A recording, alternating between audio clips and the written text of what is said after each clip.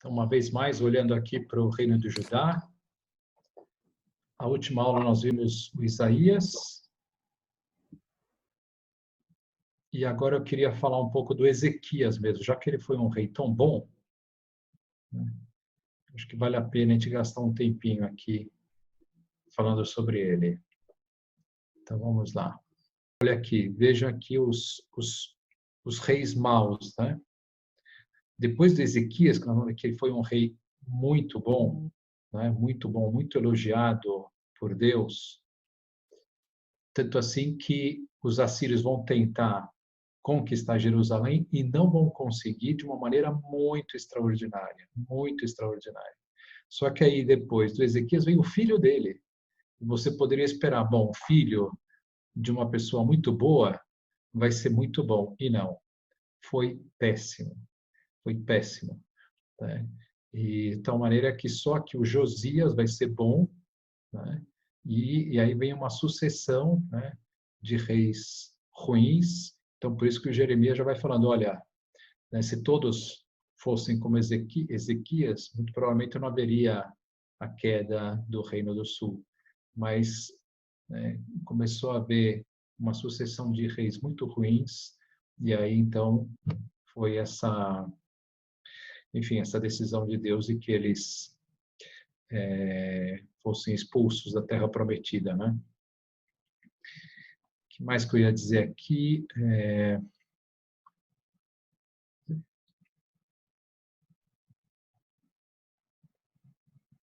Bom, Manassés, né? Mais adiante, até para o Jeremias, né, e outros profetas, Deus ele vai falar assim, olha, até perdoaria se não fosse tanto os pecados de Manassés. O Manassés aqui ele é muito comentado posteriormente como um rei que enfim, fez o mal aos olhos de Deus, como aparece lá na Bíblia muitas vezes, né? Então vamos voltar um pouquinho aqui para ver o rei Ezequias. Ô, padre, dentro de Manassés não tem profeta? Tem vários profetas, só que nós estamos só focando em alguns, Ah, tá bom. né? Tem vários ali, ó. Vamos ver. É que embaixo não tem nenhum no Manassés, só tem no Josias, no Ezequias, naquele desenho. Aqui, ó. Todos isso aqui são profetas, né? Que estão aqui embaixo. É, só o Naum que ficou na época de Manassés, parece, por isso. Sim, na época de Manassés, você fala, né? Exatamente. Isso, é. Entendi. Porque aí depois vão vir vários aqui. Tá. O profeta Daniel nós vamos ver também, né? Porque ele vai pegar um pouco, Jeremias pegou, né? Como nós vimos aqui, né? Quando a deportação aqui. E o Daniel ele pega mesmo e vai para a Babilônia. Enfim, vai acontecer coisas interessantes, nós vamos ver. Então, voltando lá no Obrigada. Ezequias. O rei Ezequias entendeu um pouco o general aqui assírio que tentou conquistar Jerusalém nesse período. O Reino do Norte ele caiu no ano 722. Vou colocar aqui. Queda 720. Um pouco depois, 20 anos mais tarde, o Reino Assírio vai tentar conquistar o Reino do Sul e conquistando Jerusalém. Aí nós vamos ver o que aconteceu aqui. Então vamos ver primeiro aqui. O destaque da leitura de hoje vai ser o rei Ezequias, de Judá. A Bíblia mostra que ele começou o seu reinado aos 25 anos e foi rei durante 29 anos. E a Bíblia também diz, no capítulo 18, versículos 3 a 5, que ele fez o que o Senhor aprova, tal como tinha feito Davi, seu predecessor.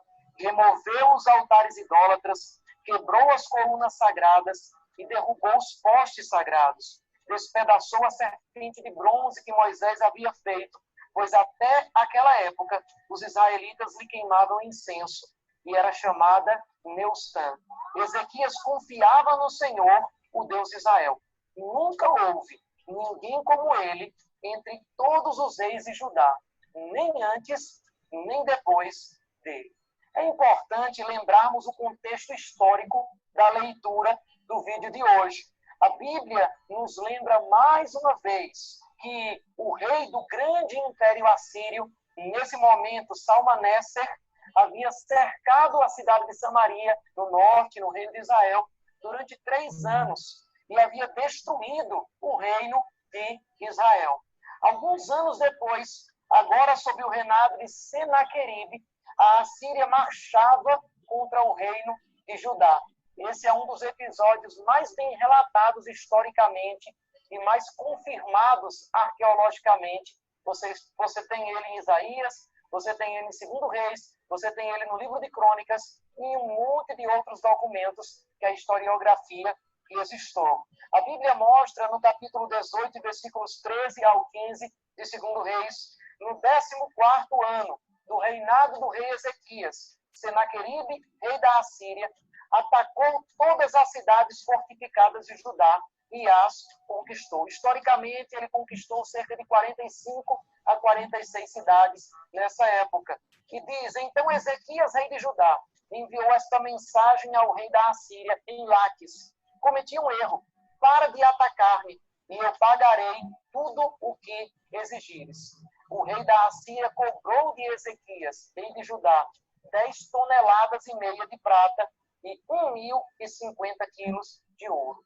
Assim, Ezequias lhes deu toda a prata que se encontrou no templo e na tesouraria do palácio real. Ezequias passou a ser um estado subserviente da Assíria, mas a Bíblia mostra que mesmo depois de pagar esses pesados tributos, o rei assírio faz mais uma investida, dessa vez contra a capital, Jerusalém. Ele envia um general que manda palavras duras para aquele povo. A Bíblia diz, em que vocês estão confiando? Pergunta o general.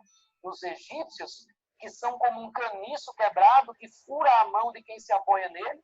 No Deus de vocês? Não era esse mesmo Deus que Israel servia? Chega até a dizer, como diz o versículo 23 do capítulo 18, aceite, pois, agora o desafio do meu senhor, o rei da Assíria.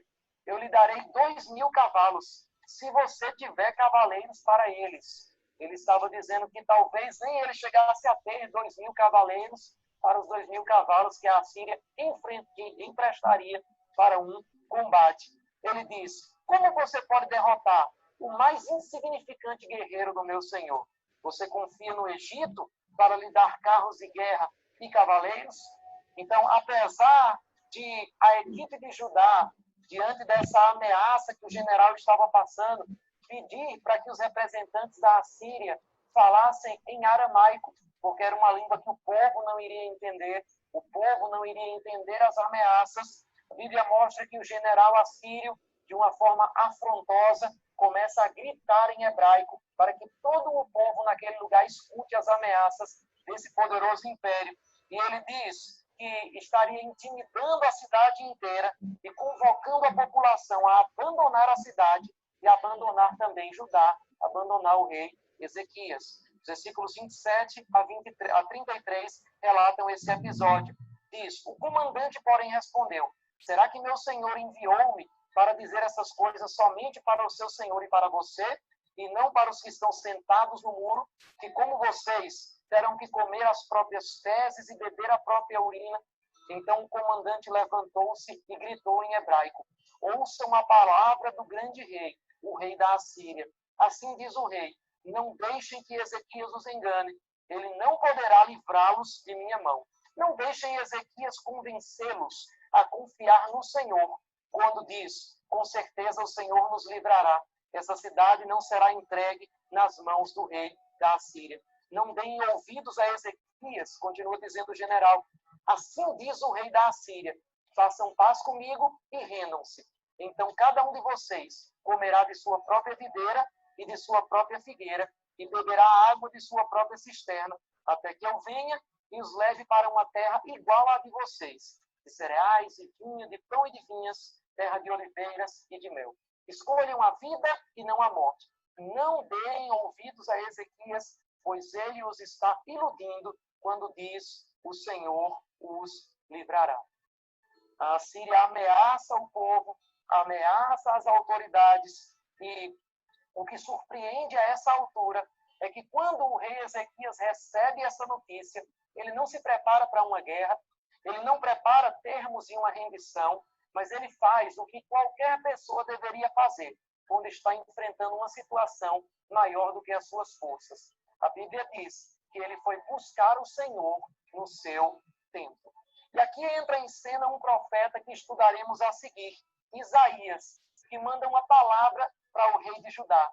E ele diz, em 2 Reis 19, 6 e 7, digam a seu senhor, que assim diz o Senhor. Não tenham medo das palavras que você ouviu, das blasfêmias que os servos do rei da Assíria lançaram contra mim.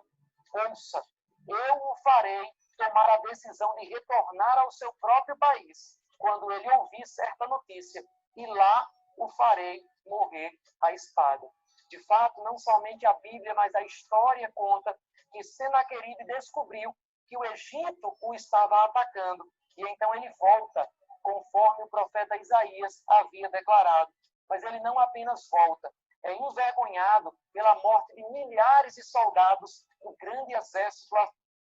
Opa, só parando aqui, porque aqui é surpresa o que nós vamos mostrar. Então, vamos falar ver um pouquinho sobre Senaqueribe, que é esse general assírio. Cortando seus membros, orelhas, nariz e os obrigam a fazer o trabalho. Falando um pouco da brutalidade deles, né?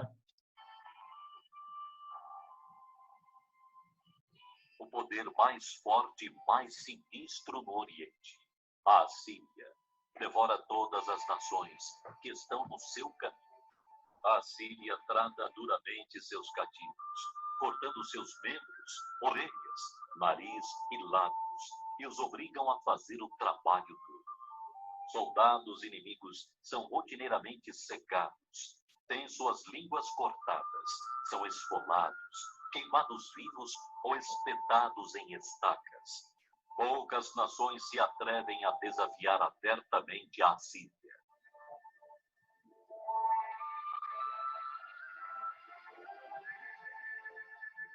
Ezequias, rei de Judá, revoltou-se contra a Síria, recusando-se a pagar os seus impostos elevados. Em resposta, o rei Senaqueribe atacou a Judá depois de ter destruído o reino do norte de Israel. O rei Ezequias tentou apaziguar, enviando grandes quantidades de ouro e prata para Senaqueribe. Senaqueribe, porém, não mostrou nenhuma piedade. Uma cidade após a outra, dentro da fronteira de Judá, caía com crueldade da Síria. E logo, a única cidade restante era Jerusalém. Inscrito no antigo prisma de Senaqueribe, descoberto em 1920 por arqueólogos em Mossul, no Iraque, o rei Senaqueribe nos diz com suas próprias palavras o que ele fez. Porque Ezequias, rei de Judá, não se submeteu ao meu jugo, vim de encontro a ele, e pela força das armas e pela força do meu poder, tomei posse de 46 das suas cidades fortificadas. E a Ezequias, o judeu, prendi em Jerusalém sua cidade real, como um pássaro enjaulado.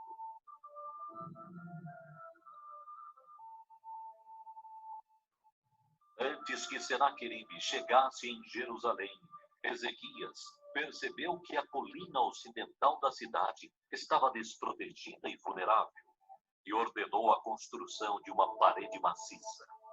Casas foram derrubadas para abrir caminho para essa parede e para fornecer materiais de construção. A fonte principal de água de Jerusalém, a fonte de Gion, também precisava de proteção. Se isso não fosse feito, os seus inimigos poderiam bloquear a fonte, retirando toda a água da cidade. Um ousado plano de Ezequias foi a construção de um túnel desviando a fonte a uma distância equivalente a 1/4 de milha. Sob as bases da cidade, os trabalhadores começaram a escavar cada extremidade do túnel proposto, através de uma rocha sólida, e completou seu projeto incrível antes de Senaqueribe chegar. A aniquilação de Judá parecia certa. O comandante supremo se aproximou do muro da cidade para se reunir com funcionários de Ezequias e leu uma carta de Senaqueribe em voz alta para que as pessoas da cidade ouvissem, e começou a lançar insultos contra Ezequias e o Deus de Israel.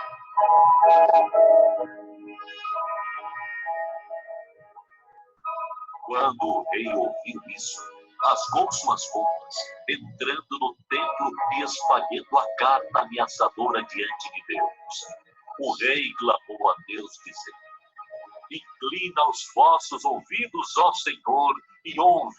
Abre seus olhos, ó Senhor, e vê, e ouça as palavras de Senaqueribe, as quais ele enviou para afrontar o Deus vivo. Agora, pois, salva-nos da sua mão, para que todos os reinos da terra saibam que tu és o Senhor Deus, tu somente. Naquela noite, o anjo... Um breve parênteses, né? A diferença de um rei bom, né? E o que vai acontecer, né? Quer dizer, que era um homem temente a Deus, e você vê que ele vai ali diante de Deus, né? Coloca aquela carta lá de Senaqueribe, que era já o ultimátum, né? E reza. Olha que bonito, eu já vi outros sacerdotes falarem dessa frase, né? Senhor, inclina os teus ouvidos, né? Você está pedindo a Deus para que ele venha até você, né? Para que você possa falar nos seus ouvidos, né?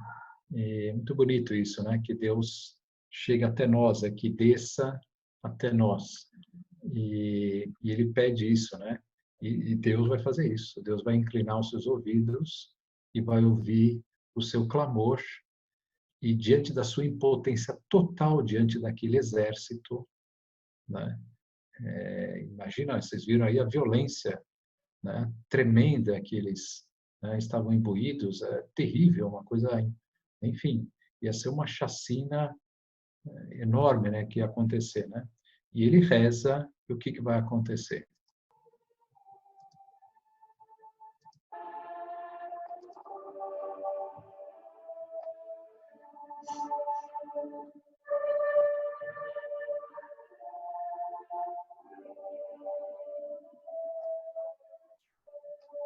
Uma das histórias mais impressionantes que lemos nas páginas da Bíblia é a do cerco de Senaqueribe, rei do Império Assírio, em Jerusalém, que naquela ocasião, o rei de Jerusalém era Ezequias.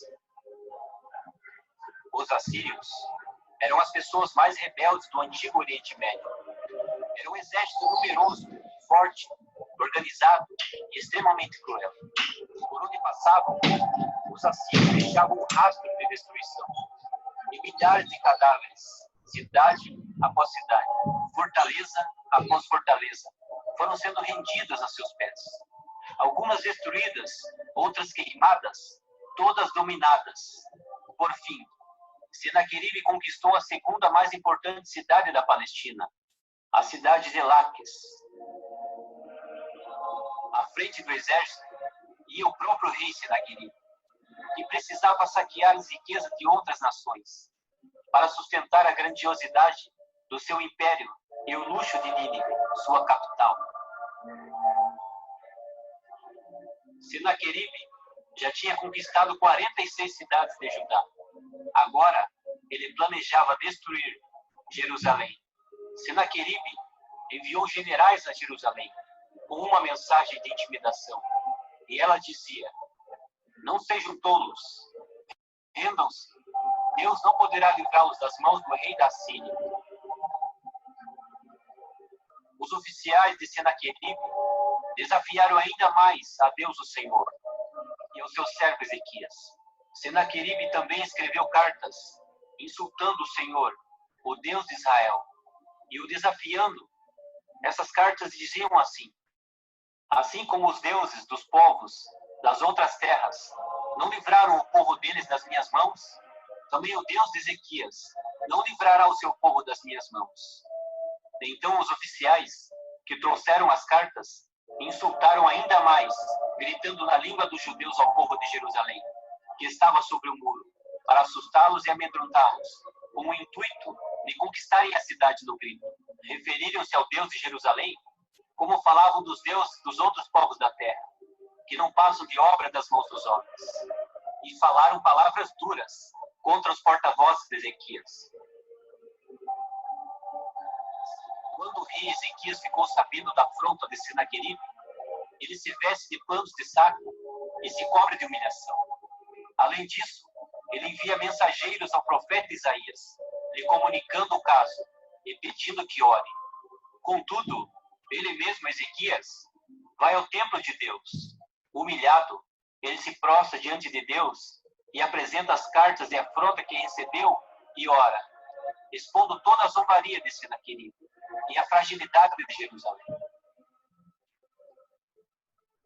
Ezequias rasga o coração diante de Deus.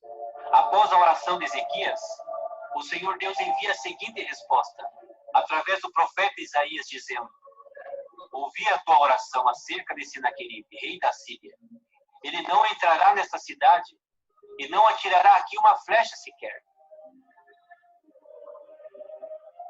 Então o exército assírio chegou e rodeou Jerusalém. Eles ficaram acampados e estava anoitecendo. Então o exército assírio foram todos dormir, para no dia seguinte colocar em prática seus planos e acabar com Jerusalém. Senaqueribe tinha certeza de que iria conseguir entrar na cidade no dia seguinte. Mas à noite, enquanto todos dormiam, o Senhor Deus enviou um único anjo. Ele sozinho matou 185.000 soldados de Senaqueribe. Isso causou um grande estrago no exército inimigo e decretou sua derrota. Na manhã seguinte, quando todos acordaram, havia um grande exército de mortos ao redor de Jerusalém. Enquanto eles dormiam, o Senhor Deus guerreou por eles, lhes deu vitória. Assim acontece na vida daqueles que confiam no Senhor Deus. Eles não entram em desespero, não cometem suicídio, não se precipitam. Antes de qualquer coisa, eles dobram os joelhos e oram e colocam diante do Senhor todas as suas necessidades, dores, fraquezas, expectativas, e quando algo maior do que eles sobrevém, sabem o que fazer.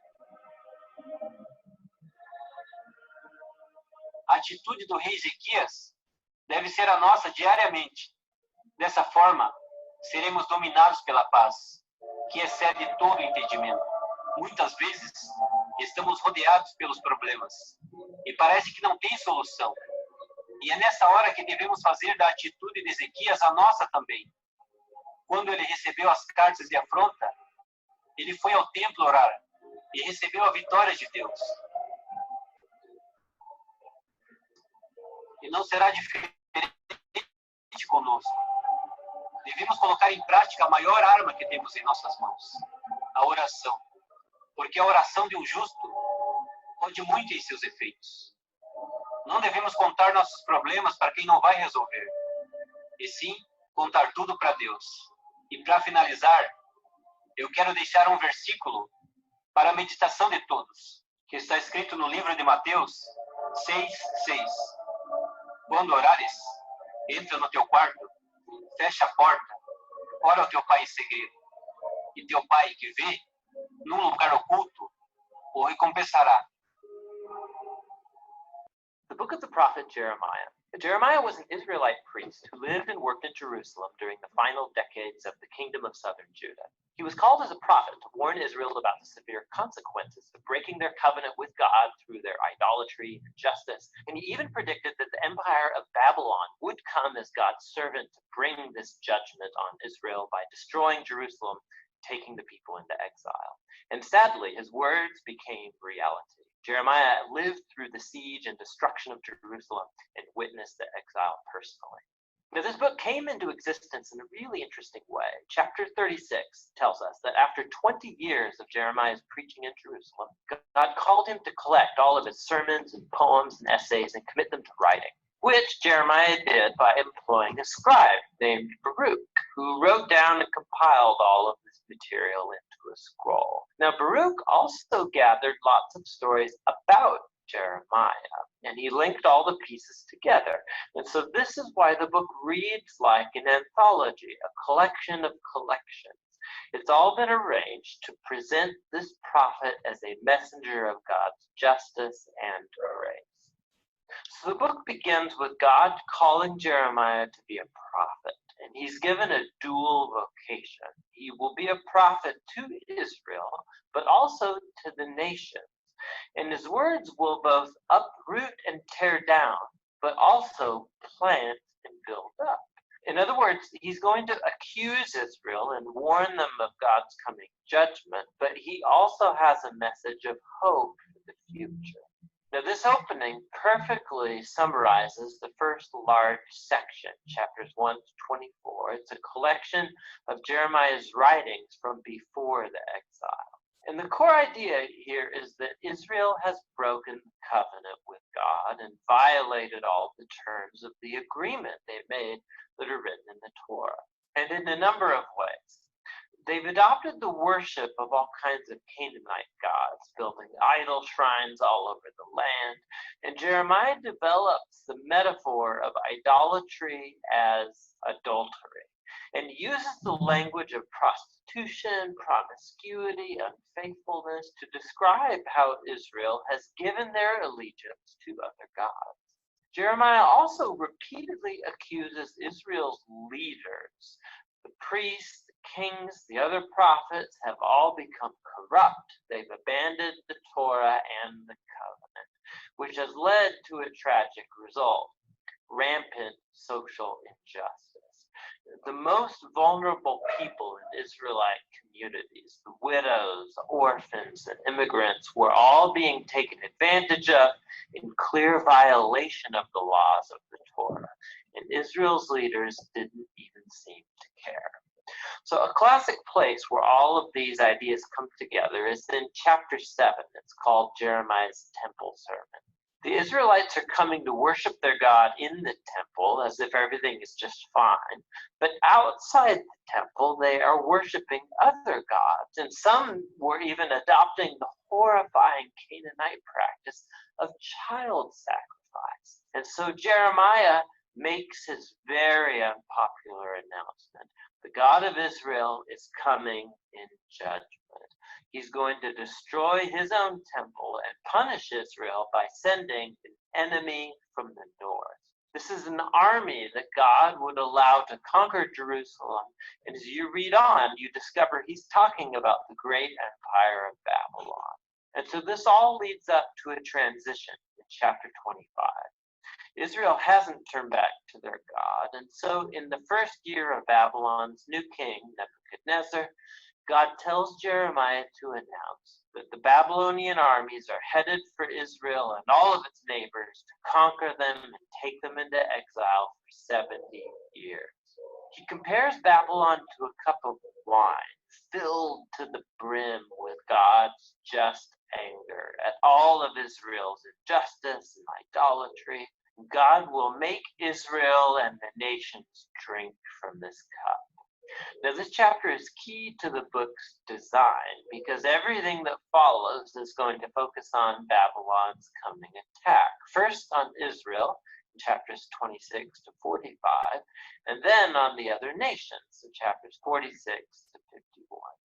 The section about Israel first contains stories about how Jeremiah begged Israel to turn back, how he warned them right up to the last minute, but the leaders of Israel kept rejecting him. This section concludes with a large collection of stories about how Jerusalem was under siege and eventually destroyed by Babylon, and about how Jeremiah was persecuted all through that time and eventually kidnapped and taken against his will to Egypt by a group of Israelite rebels. Now, right here in the middle in between all of these dark stories of disaster and judgment, is a collection of Jeremiah's messages of hope for Israel's future. So he picks up on Moses' prediction that after Israel had broken the covenant, had gone into exile, see Deuteronomy 30, God would not abandon his people. Rather, he would renew his covenant with them and transform their hearts. Jeremiah develops this promise, and he says that God is going to one day inscribe the laws of the Torah, not on tablets, but rather on the hearts of his own people. He's going to heal their rebellion so that they can truly one day love and follow him fully. And so one day, Israel will return back to the land. And the Messiah from the line of David is going to come, and that's when all nations will come to recognize Israel's God as the true God. So these chapters are showing that despite Israel's apostasy, God is not going to let Israel's sin get the final word. Rather, his own faithfulness will bring about the fulfillment of his promises, no matter what. After this, we find the large collection of poems about how God is going to use Babylon to judge the nations around Israel. So Egypt, Philistia, Moab, Edom, Ammon, Damascus, Hazor. But then, surprisingly, the longest poems are saved for last. And they're about God's coming judgment on Babylon itself. So although God used this nation to execute his justice, God doesn't endorse their violence and idolatry. And so Babylon too will come under the standard of God's justice. And so Jeremiah denounces this nation's pride and injustice as well. Now, Babylon is larger than life in these poems, and it reminds us of the image of Babylon all the way back from Genesis chapter 11. Babylon has become the archetypal rebellious nation. In their glorification of wealth and war, God's going to give this nation over to its own destruction.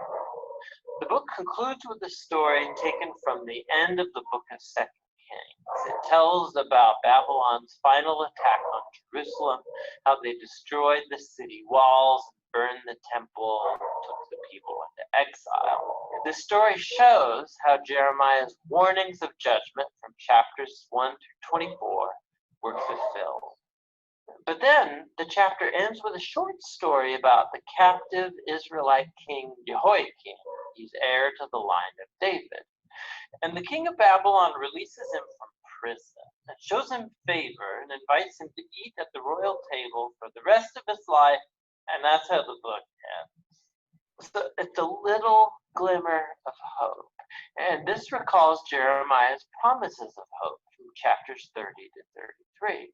God hasn't abandoned his people or the promise of a future coming king from David's line. And so while this book contains a huge amount of warning and judgment, the final words conclude with a note of hope for the future. And that's what the book of Jeremiah is all about.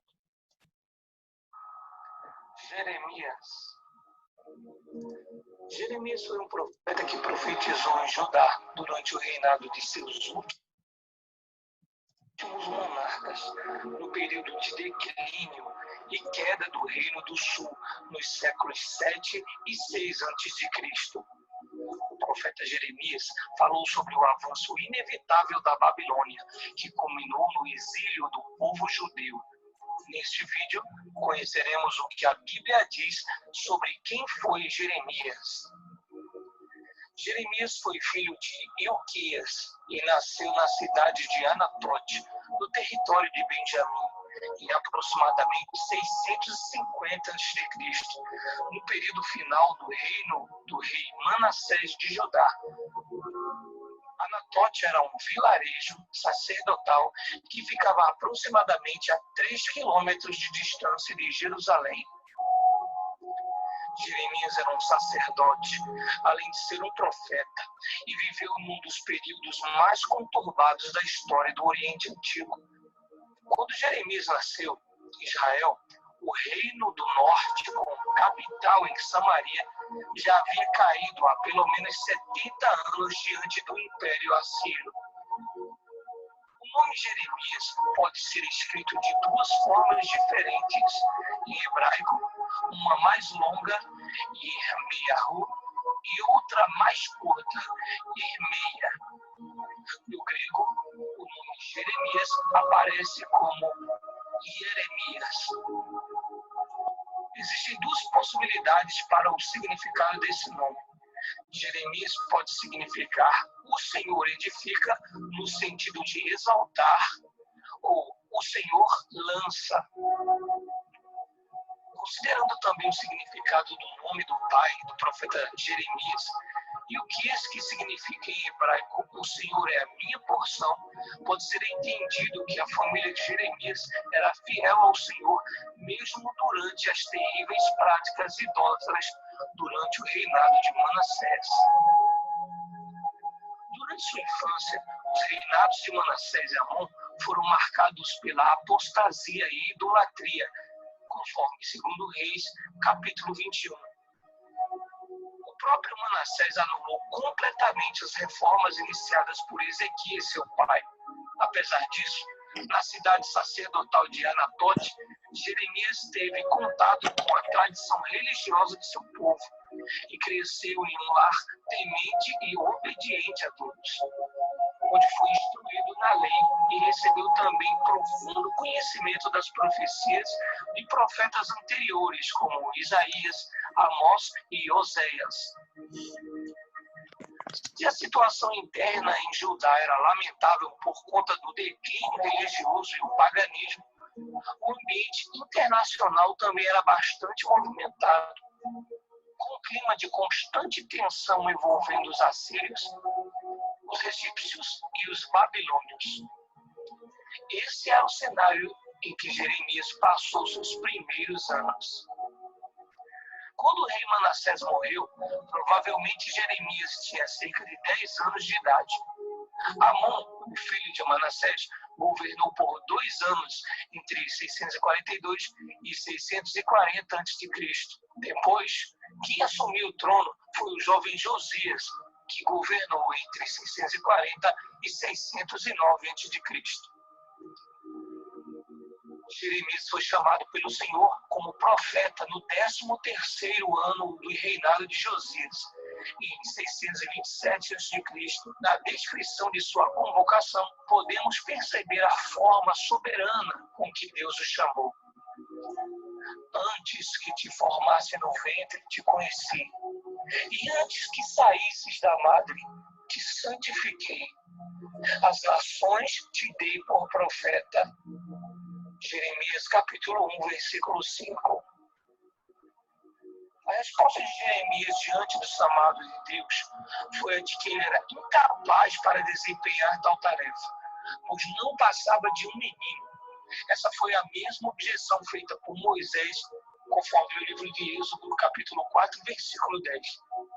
Também semelhante à observação do rei Salomão, quando assumiu o trono de Israel, em 1 Reis, capítulo 3, versículo 7. A resposta de Jeremias, além de indicar uma possível idade prematura para exercer tamanha responsabilidade, também pode significar que ele ainda era espiritualmente e socialmente imaturo. Uma pessoa humilde e que não possuía autoconfiança. Diante da objeção do jovem Jeremias, o Senhor o tranquiliza dizendo: não temas. Jeremias capítulo 1, versículo 8. O Senhor o avisou que ele falaria tudo o que lhe fosse ordenado, mas também prometeu que estaria com ele durante os terríveis anos de aflição que se aproximavam. O profeta Jeremias exerceu seu ministério num período de pelo menos 40 anos, desde a sua chamada em 627 ou 626 a.C., até pouco depois da queda de Jerusalém, em 587 a.C. Assim, o profeta Jeremias profetizou durante o reinado dos reis de Judá, Josias, Jeoacás, Jeoaquim, Joaquim, e Zedequias. Um fato bastante interessante é que o ano de início do ministério do profeta Jeremias foi marcado por grandes reviravoltas internacionais que marcaram uma história mundial entre 627 e 626 a.C. Assurbanipal, o último grande rei da Síria, e Candalano, o governante da Babilônia, morreram. E Nabopolassar, pai de Nabucodonosor, aproveitou o momento e se tornou o rei da Babilônia, o que acabou culminando na conquista da Síria em 612 a.C. e no florescer do Império Babilônico como a maior potência mundial em 605 a.C.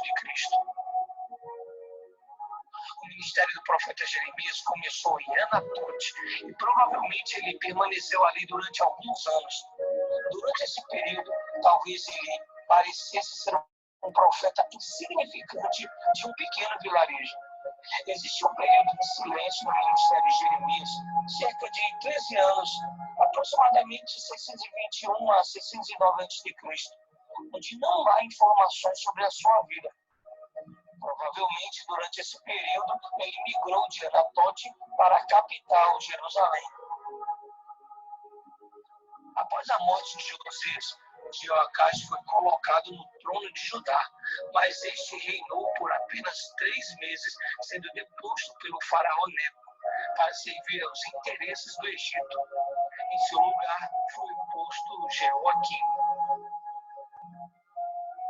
O profeta Jeremias era contra a liderança de Jeoaquim, sendo que foi nos primeiros anos de seu governo que o profeta proclamou o importante sermão no templo, que resultou em seu banimento do templo e quase lhe custou a vida. Jeremias também profetizou a morte de Jeoaquim. Jeremias capítulo 22, versículo 18 ao 19. E Jeremias capítulo 36, versículo 30. Depois da morte de Jeoaquim, seu filho Joaquim assumiu em seu lugar, mas governou por apenas 3 meses antes de ser levado para a Babilônia. Em seu lugar, Nabucodonosor colocou Zedequias. Nessa época, o Egito e a Babilônia estavam disputando o controle daquela região. E o profeta Jeremias repetidamente profetizou acerca da vitória da Babilônia, insistindo que qualquer esforço para resistir ao avanço da Babilônia, mesmo recorrendo a uma possível aliança com o Egito, seria inútil, pois a Babilônia era um instrumento nas mãos de Deus para executar o seu juízo. Claro que esse seu posicionamento lhe rendeu perseguições, conforme Jeremias, capítulo 37, e Jeremias, capítulo 3, versículo 17. Apesar do ministério do profeta Jeremias ter sido bastante longo, sua mensagem principal é muito clara. E podemos pontuá-la da seguinte forma. O profeta Jeremias convocou o povo ao arrependimento a fim de evitar o julgamento divino. Depois, o profeta Jeremias avisou que o tempo de arrependimento havia se esgotado e que Judá sofreria o juízo de Deus. Tal juízo seria muito severo, pois implicava na perda da terra prometida. Jeremias profetizou que o cativeiro babilônico seria inevitável e que Jerusalém cairia diante de Nabucodonosor. Jeremias mostrou, através de sua mensagem, que Judá mereceu o cativeiro por causa dos graves pecados, sobretudo a idolatria, que persistiram em cometer. O profeta Jeremias anunciou que o templo em Jerusalém não poderia proteger os judeus do julgamento iminente. Jeremias também profetizou que Deus salvaria um remanescente do seu povo por meio do exílio, pois quando o período de cativeiro terminasse, haveria uma maravilhosa restauração sob uma nova aliança. O Novo Testamento nos mostra que essa promessa encontra seu cumprimento em Cristo, conforme Lucas capítulo 22, versículo 20, 1 Coríntios capítulo 11, versículo 25 e Hebreus capítulo 8, versículo 6, Hebreus capítulo 9, versículo 15 e Hebreus capítulo 12, versículo 24. Quando lemos lemos a profecia do profeta Jeremias, registrada em seu livro, entendemos que sua mensagem serviu para lembrar os exilados sobre os motivos que lhes conduziram às provações que estavam enfrentando e assegurar-lhes que, ao se arrependerem, eles voltariam para Jerusalém e desfrutariam de grandes bênçãos.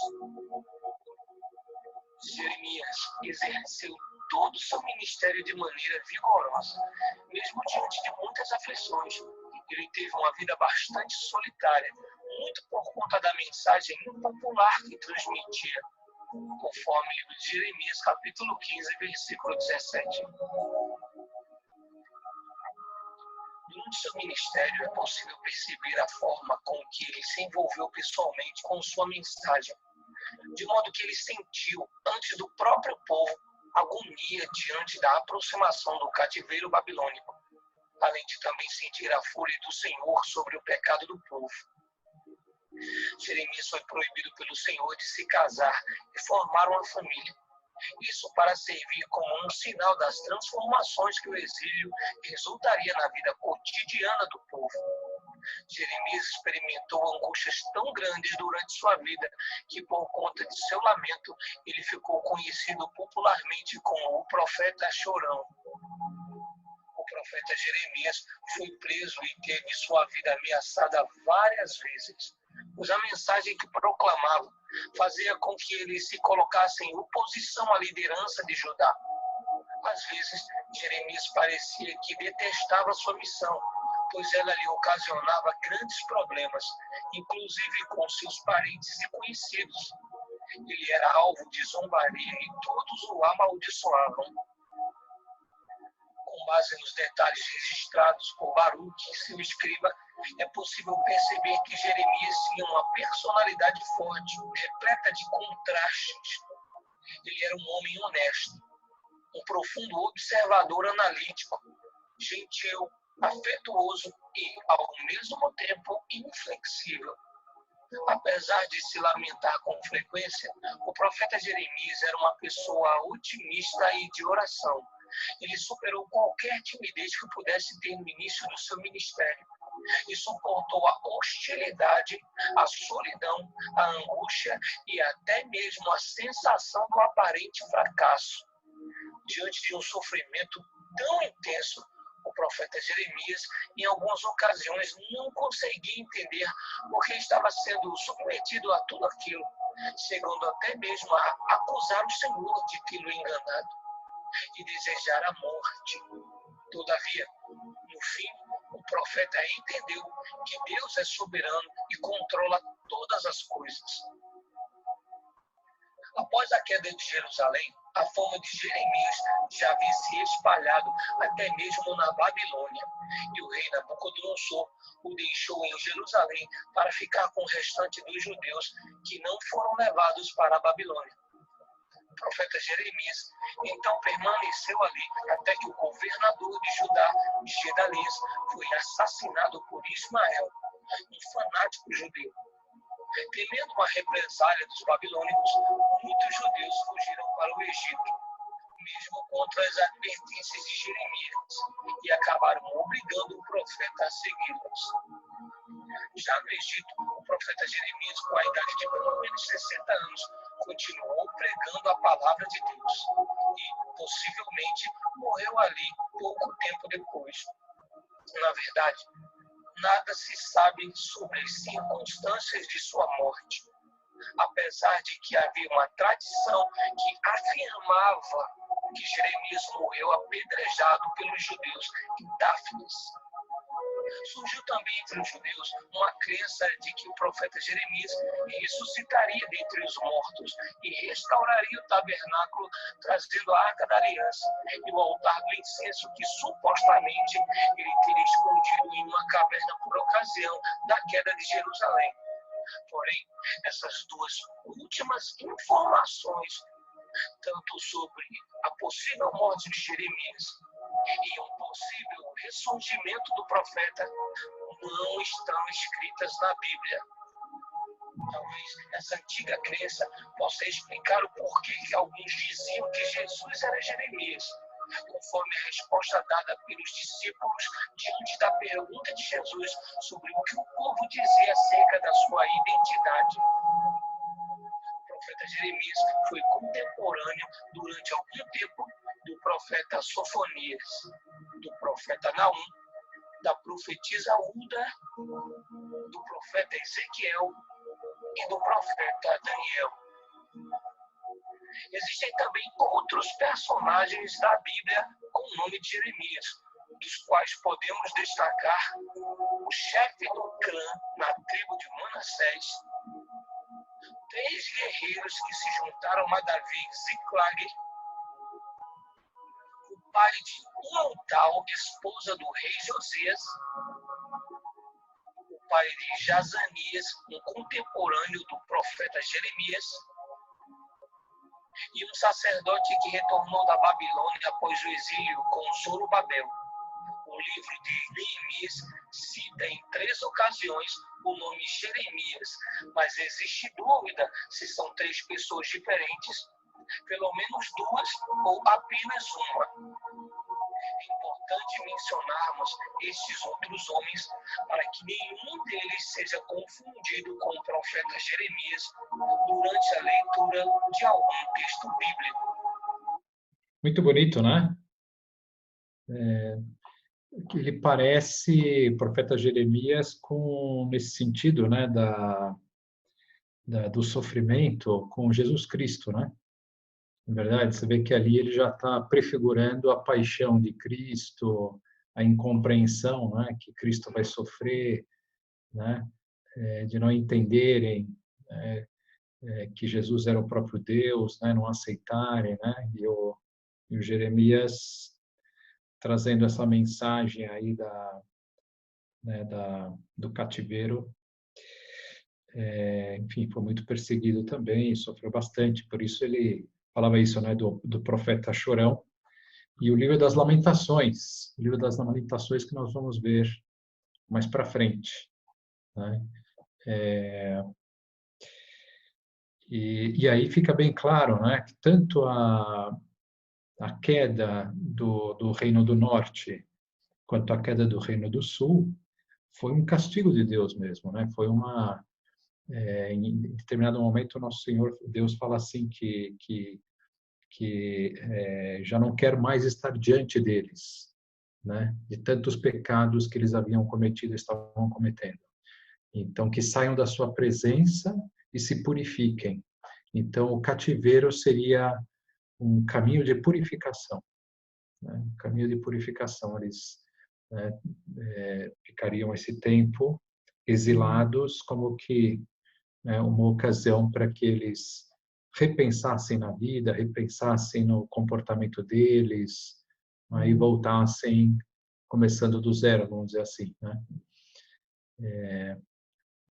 Que coisa, hein? Que coisa! Incrível, não é verdade? Muito legal. Muita gente aí que está sem som. Pronto.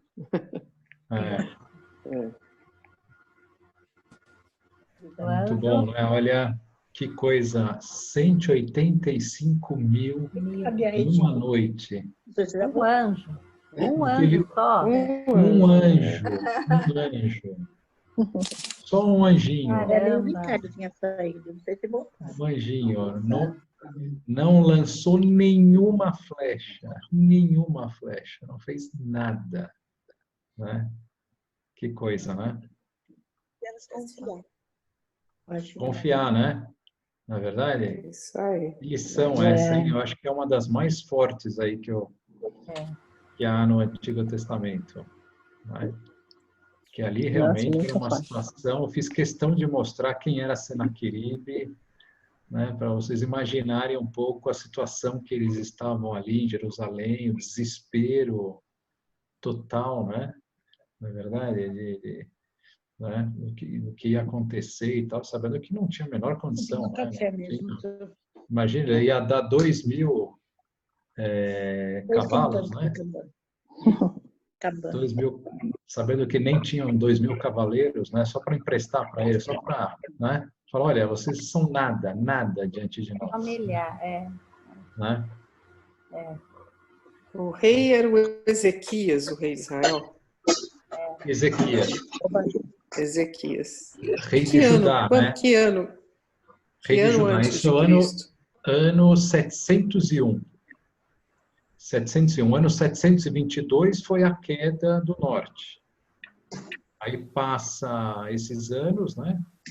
E aí eles vão tentar conquistar o sul, mas não vão conseguir. Então, quem vai conquistar o sul vai ser a Babilônia, porque a Babilônia, nesse ínterim entre o Ezequias e o ano 586, quando é a deportação, né, os babilônicos, como nós vimos aqui, eles acabam conquistando os assírios. Né? E aí eles que vão... E aí, quando eles vão chegar lá quando vão desterrá-los, e aí não fizeram absolutamente nada, não tem nada. O rei lá também era um rei ruim e tal, e eles não conseguiram fazer nada, simplesmente chegou lá e foram deportados. Bom, padre, e os assírios eram malvados, né? Cruéis, né? Ele fala aí que espetavam as pessoas, tiravam a orelha, os membros, né? Ai, que horror, né? Lábio, né? Não era você ver o que é um povo que não tem Deus, né? Um povo que não tem Deus, um povo que se move só pelos interesses, né? Porque por que tinha o expansionismo? Era para alimentar o império, né? Para conseguir recursos para o império. Não era o fato de querer conquistar por conquistar, era sustentar. O padre, e os assírios foi extinto, não existe mais. Não dá para dizer que foi extinto, né? Quer dizer, sempre permanecem pessoas, né? E depois se misturam, né? Se a Babilônia conquistou os assírios, então houve uma mistura de povos, né? Enfim, alguns não se misturam, então tudo se reintegra ali, né? Assim como também vai haver essa deportação, e nessa deportação do Reino do Norte, o que vai acontecer é que vai haver uma colonização dos babilônicos, e os babilônicos vão para o Reino do Norte. Do sul também, menos, mas... E aí, por isso é que surgem os samaritanos. Os samaritanos, porque na época de Cristo eles eram inimigos, eles nem se falavam. Então, haviam 3 regiões na época de Cristo: a Galileia, a Samaria e a Judéia. E a Samaria, eles eram execrados pelos judeus, porque eles haviam se misturado até em termos de raça, né, com os outros povos, né, e também adotado outros tipos de práticas e de cultos. Então, na época que vem Cristo, eles são considerados como não judeus, né? Eles não eram judeus, então nem dirigiam a palavra a eles. E Nosso Senhor tinha que passar toda hora, né? Porque se ele ia da Judéia para Galileia, tinha que passar pela Samaria. E vice-versa, né? Da Galileia para a Judéia, passava pela Samaria. A Samaria são descendentes dos babilônios. Seria isso, mais ou menos. E judeus com babilônios, né? Tá misturado. Enorme, né? Então, perde ali Padre, onde é que estava, nessa hora, onde estava o Nabucodonosor? Que época que foi? Nabucodonosor nós vamos ver aqui, porque nós vamos ver agora a queda do Reino do Sul. A próxima coisa que nós vamos ver é essa queda, o profeta Daniel, e a queda do Sul. E aí vai ser o Nabucodonosor quem vai conquistar o Reino do Sul. Ele era bom ou não? O Nabucodonosor, mais ou menos, né? Mais ou menos. O que a gente vai ver depois é judeus que vão conquistar o carinho, o apreço dos reis babilônicos. Na verdade, a Babilônia não, depois vai ter o reino sírio, o reino sírio, e aí eles vão conquistar o apreço desses reis, e tanto assim que depois eles vão devolver tudo, porque aí os sírios eles vão dominar a Babilônia e vão devolver todos os objetos do R$ 42. templo, é uma coisa assim impressionante. Como assim, né? Um pagão vai devolver tudo que foi tirado do templo e vai dar dinheiro para construir o novo templo. E vão dar dinheiro. Olha. O reino vai dar dinheiro, o reino sírio vai dar dinheiro para a reconstrução do templo de Jerusalém. Que coisa, né?